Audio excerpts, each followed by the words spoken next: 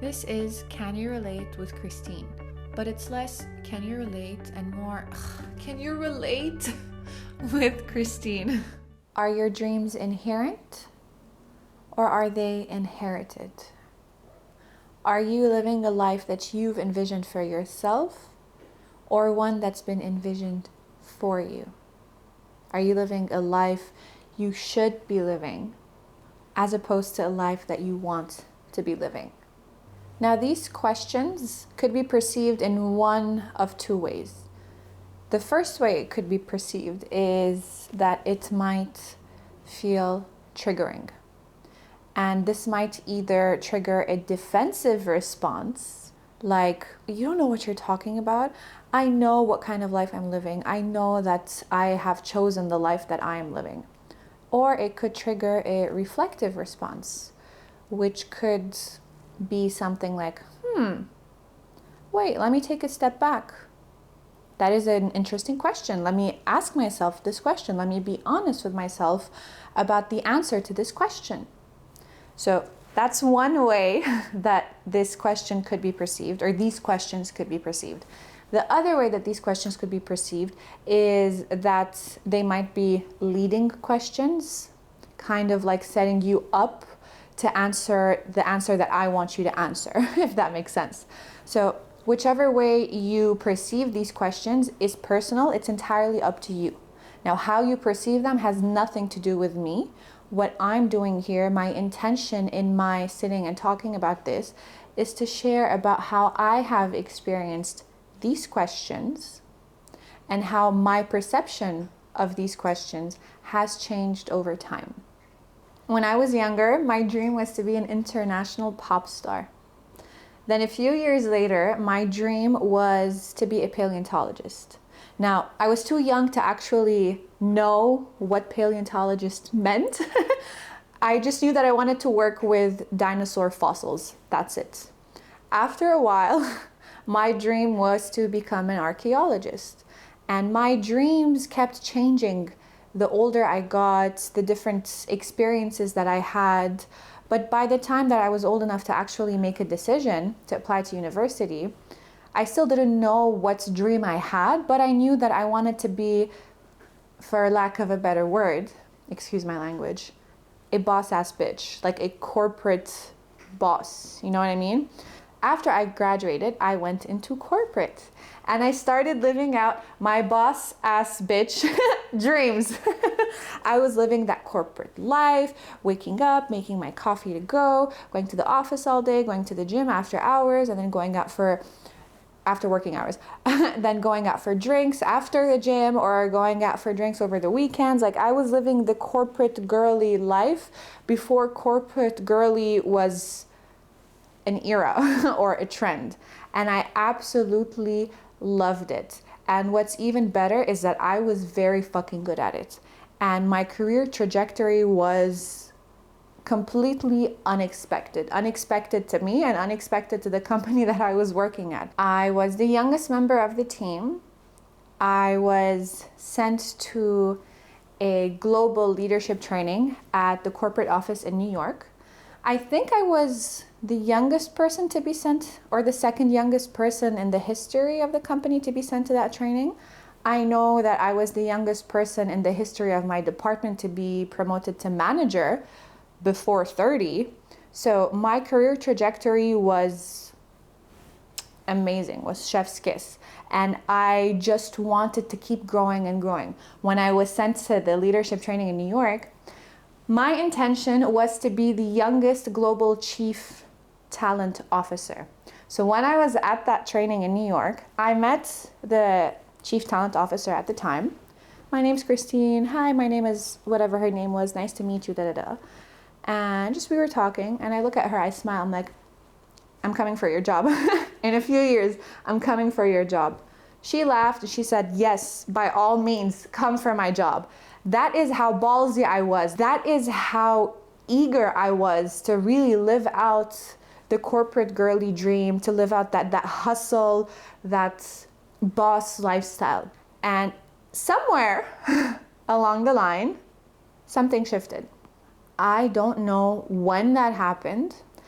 I don't know what it was that actually caused this shift. I don't know if it was one thing or it was just an accumulation of a bunch of different things. I have no idea. I could sit down, reflect, and try to like drudge up all of these different memories and experiences, but there's no point in doing that. So something shifted at some point, and all of a sudden, everything lost meaning. Everything lost its purpose. All of a sudden, I felt aimless. I felt suffocated. I felt powerless. I felt miserable. I felt imprisoned. I was just coming home crying every single day. I would wake up feeling completely and utterly resentful at having to go to work. I would come back every day feeling like, oh shit, I have to do this all over again tomorrow. I just felt suffocated. And I knew that I wanted out. But I didn't know that out was an option, because the trajectory of that dream or that goal that is inherited is you go in to a corporate job, you work your way up the corporate ladder, you get married, you have kids, and then that's it. That's your life. That's the trajectory. So there was never any indication that no, you can opt out. So I didn't know that that was ever an option. At the time, I had a friend who had opted out of a job that she was unhappy in. I think we had the same conversation over and over again over the course of months, if not a year, where I would just voice my frustrations and she would tell me, if you're not happy, you can leave. But that voice in my mind was saying, no, leave. That's unrealistic. Like, that's a stupid thing to do, to just quit my job without a plan, without any way forward, because this is the trajectory. This is what's meant to happen in life. I needed to feel even more suffocated to realize that there is no other way than out. So one day, it was a Friday night, we were having a girls' night. If you're listening, you know who you are, and I will forever remember this evening. So we were out, we were drinking, I was complaining yet again. And that's the thing, okay, tangent.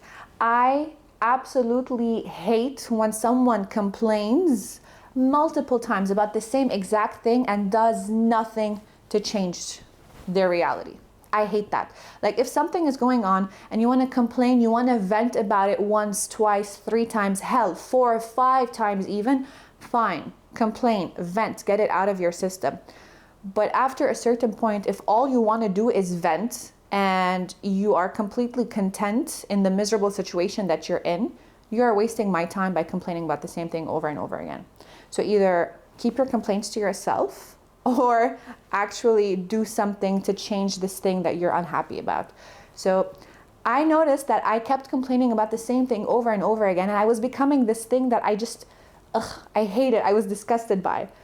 And we'd been drinking that night, so I was complaining again, and they were supporting me, they were motivating me. They kept saying the same things that they've been saying all along of, if you're not happy, quit, leave. We understand how you might not feel secure in that. You don't know what's going to happen after you leave. If you don't have a plan, like, we completely understand that. But you can figure it out before you leave. You can figure it out after you leave. But if you're unhappy and you want to leave, then we are telling you it's okay to leave. We are giving you the permission that you feel you need to be able to leave. At the time, I was like, you know what? I took a shot. I'm like, that's it. I'm going to quit. I'm going to leave.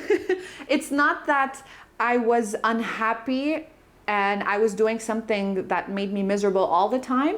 It was something that made me happy to a certain extent for a certain period of time. It's not like I was forced into it from the beginning. I actually enjoyed it. I was very enthusiastic in the beginning and in the middle, and it's because of that enthusiasm that I was able to grow as quickly as I did in that company. And I think because I grew so quickly that I realized that, okay, I don't feel fulfilled. I don't feel like I'm leaving an impact on the world or on people. or leaving an impact as much as I would want to or as much as I would like to. So I sat up, I was like, that's it, I'm gonna do it, I'm gonna quit. Yay, woohoo, amazing, good for you, da, da, da. The night carried on. I go home, I sleep, I wake up the next day, I go into the living room, I sit my parents down, I tell them, you guys, I decided I'm going to quit. By this point, they've already known how miserable I was, and they had already told me that if you want to quit, you can quit. You can go do your master's, take a little bit of a break, take a gap year, like whatever you want. You know that you have an option. But it wasn't until I actually, like, those words were nice to hear because it didn't feel like I was doing something wrong by deciding I wanted my freedom. They soothed me. They were very, very soothing. So I sat them down. I told them, you know what? I've been miserable. I've been unhappy. I've been feeling suffocated. I want my freedom, so I'm going to quit. I'm going to submit my resignation. I have decided that I'm going to take my power back. I'm going to actually have a say in my life. I'm going to change the reality that I'm not happy with. They just smiled and they said, we support you. Whatever you decide, we support you.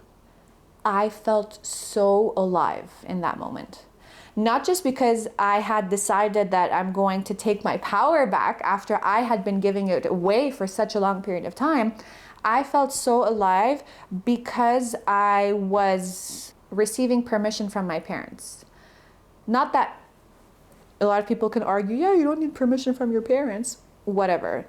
This is a me thing, okay? I need permission from my parents to feel like I'm not fucking up. So it wasn't permission like, yes, you can or can't do that. It was more so the permission of, we are emotionally supporting you, whatever you choose. That permission of do whatever feels comfortable for you. We're gonna support you regardless of your decision. So when I felt like I had that emotional support, I felt like I was on top of the world. That emotional support from my parents made me feel that, wait, I want out. I actually can take an out. That is possible. I don't have to be stuck on this path that's been carved out in front of me. This path that was carved there, whether or not I was the one who was going to be walking down it. The path was just there. It was a template path, and I had mistaken it for a path that was designed for Christine. Now, this isn't to say that this dream was 100% not mine. Like I said earlier, there were some parts of me that were embedded in this dream. Otherwise, I wouldn't have been so excited about it for such a long period of time. But at some point, that dream felt like it was complete. Like whatever part of it I wanted for me was fulfilled, and it was time to close that chapter, maybe even close the entire book and move on to the next. That's not to say that that path is a wrong path.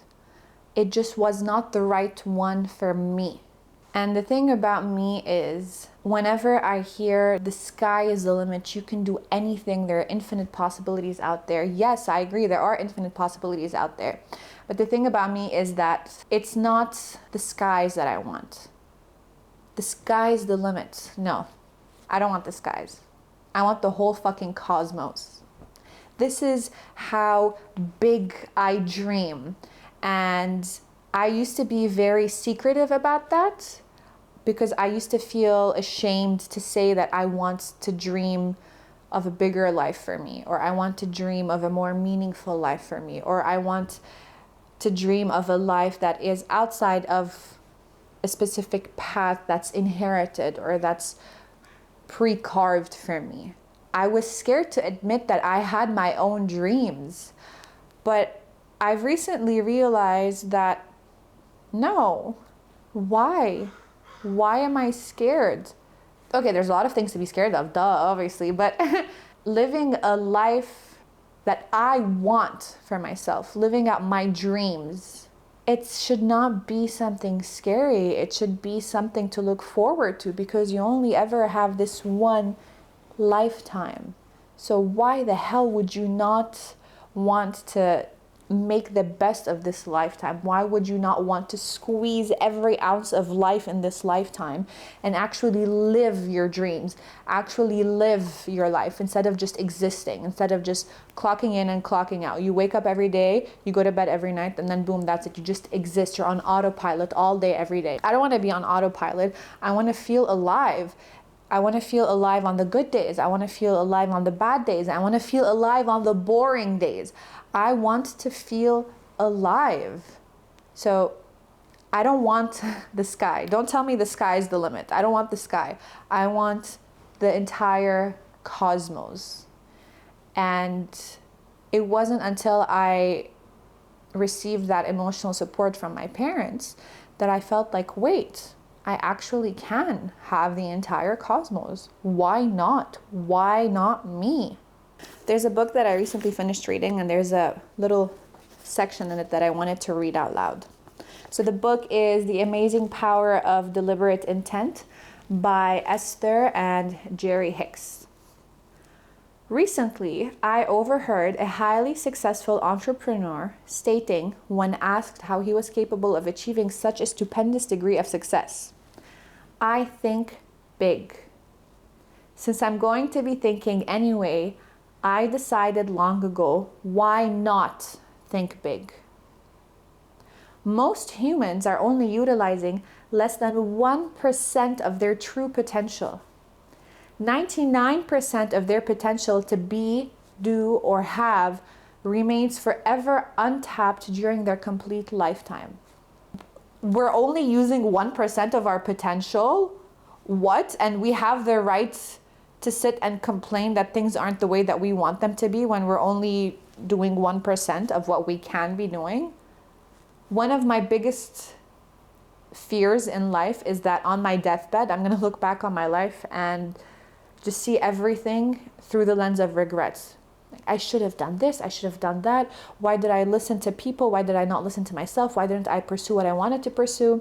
I am actually terrified of looking back on this one lifetime and finding regrets. Since I'm going to be thinking anyway, I decided long ago, why not think big? Why not? These two words. I'm going to put a bookmark in this section, and I'm going to come back to it in a bit, and you're going to see why I'm bookmarking it. So last week, my sister and I went to see a comedian. We went and saw Matt Rife. And there was a moment during the show where he just took a few moments to express just how appreciative he was of the support that he'd been getting over the years, and how happy he was that he was actually standing on that stage at a sold-out show, living out his dreams. That was a very wholesome moment. Not just because it's so nice to see someone living their dreams. It was a wholesome moment because it made me realize, well, why him and not me?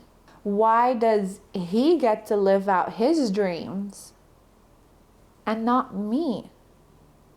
Forget about Matt Rife. It could be any other person, any other person in your field, or it could be any other person doing the thing that you've dreamed about doing but you never actually have the courage to pursue. Just any time that you find yourself inspired by someone, or even honestly, anytime that you find yourself jealous or envious of someone, because that jealousy and that envy is just you feeling bitter because they're doing something that you are lacking the courage to do. So why them and not me? If that moment when he was on stage saying that thing, if that were just an isolated situation, I probably would have forgotten about it by now. But the funny thing is that within the same week, I had two conversations with two completely different people.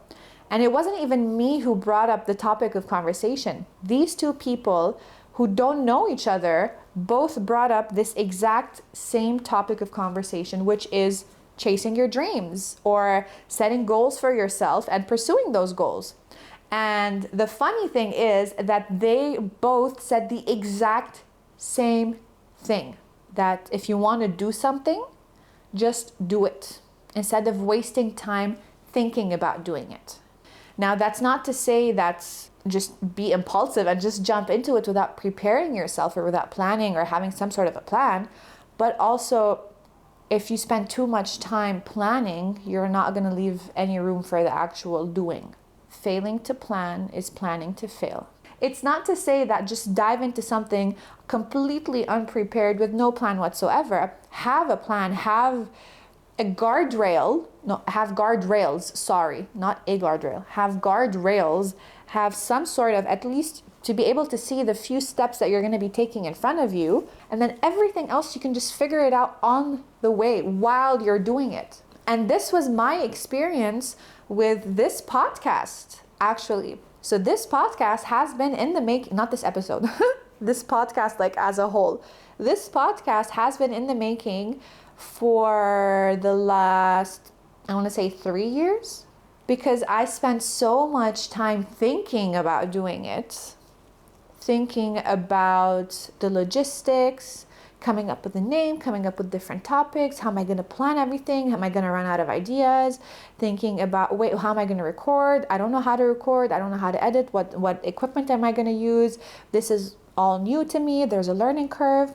And also the inner work, not just the outer work, the inner work of, okay, wait, this is the idea of me putting myself on camera, the idea of me actually speaking my mind and expressing myself when so much of my life was spent being invalidated or being disencouraged. I don't know if that's a word, disencouraged from expressing myself. So the idea of actually putting myself out there, there was a lot of inner work to do. There was a lot of coming face to face with fear of looking stupid, fear of embarrassing myself, fear of being seen and being judged, fear of failure, fear of success even, fear of, wait, it's doing well, so I actually need to commit to this. I need to figure out the plan. I need to have a format, a strategy. Oh my God, wait, does this mean that I'm going to have so much more on my plate? What if I feel overwhelmed? What if I don't feel like doing this anymore? What if the admin part is going to suck the joy out of it? What if I run out of topics?